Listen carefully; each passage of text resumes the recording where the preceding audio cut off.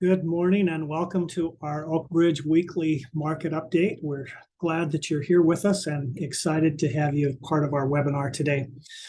We have just some new information that's coming out, and I want to just share with you a few thoughts and a few maybe encouraging words for our holiday week that we have. One of the things that I want to look at is today is just where we're at with regards to the consumer spending money. We know that the consumer spending really is what drives the economy. We know that without consumer spending, that the markets tend to pull back a little bit, just from the standpoint that corporations aren't making as much income if spending isn't there. And what I want to do is I just want to show you this little chart right here, and you can see that since 2021, we're a little bit below that, but not much. And projecting for 2023, this is again from JP Morgan, from their analyst desks. They're anticipating just only slightly lower projected growth in the marketplace than what they had projected for last year. And so it looks like that the markets are actually poised to do fairly well over the long term. In fact, if we look, retail sales right now are up 1.3%. Even after inflation, they're up 0.8%.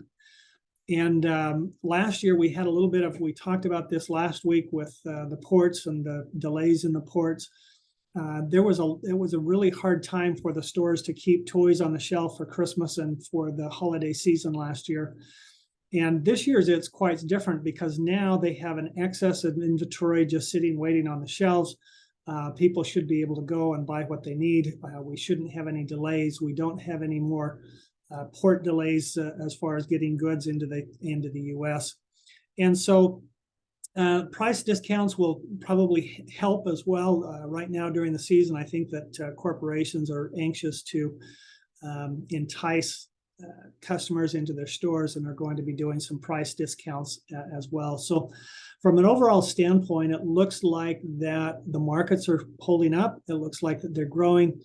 JP Morgan also did another anyway, it's a recent market analysis that I pulled into earlier this morning, and wanted to just maybe share a few thoughts with that as well with you. So I'm going to read this. It says, lower valuations and higher yields means that asset markets today may offer the best long-term results in more than a decade. It took a painful slump in stock and bond markets to get here, and the worst may not be yet over.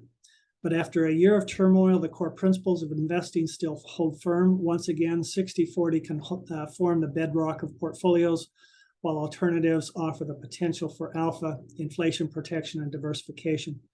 Meanwhile, the end of free money, greater two-way risk in inflation and policy, and increased return dispersion across asset classes can give active managers more to swing for. So I want to just kind of visit about that for just a minute. So what we're seeing right now is that much of the tech industry has been hit pretty hard. Everything else seems to be holding up really well. And long term, as far as the growth, we look at bonds, we look at what bonds have done over the last year, and bonds have been really quite painful last year in the portfolio. But it looks like going forward, with interest rates looking like that they're going to moderate this year, even holding bonds should give us a little bit of return in the portfolio, and should also not detract from an overall 60-40 portfolio like it has in previous years with such low interest rates. So overall, the markets look good. We still have some things that we've got to get through, potential recession that we maybe coming up next year if they don't land it right. But long term, again, it looks like that the markets are poised for a comeback, and investors that have been patient and stayed the course should be rewarded for their patience in the market. Again, as we invest, we're investing for long-term goals. We're investing to give you hopefully the best chance that we can of achieving your long-term retirement goals. And we are grateful for you and for the support that you've given to us. One more thought here, and I want to just share this, and this isn't really anything scripted, but I want to just maybe address crypto here, because I'm sure that many of you have been hearing about crypto on the news and where it's at. And there's been a little bit of what they call market contagion with crypto. All that means is that crypto's been the asset class that has been hit, but there have been other asset classes that have been impacted by that spillover or that contagion. I've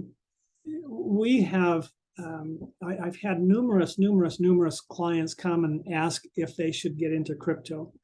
And every single time we've said no and encouraged them not to invest in crypto. And many of the things that we were looking at back then are now coming to fruition. There's not a regulatory environment that's been able to regulate how crypto has been offered to clients. There's been a lot of, it looks like fraud on the back end of crypto as far as what's happening with the biggest players in crypto.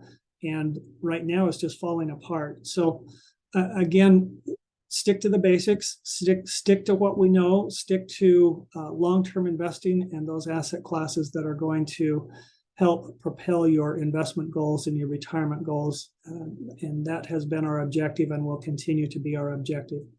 So for today, we'll go ahead and sign off. And again, thank you so much for your participation today. We appreciate your support. And if you have friends, co-workers, or anyone else that you feel like may benefit from our webcast, please feel free to forward that on to them. Thank you again.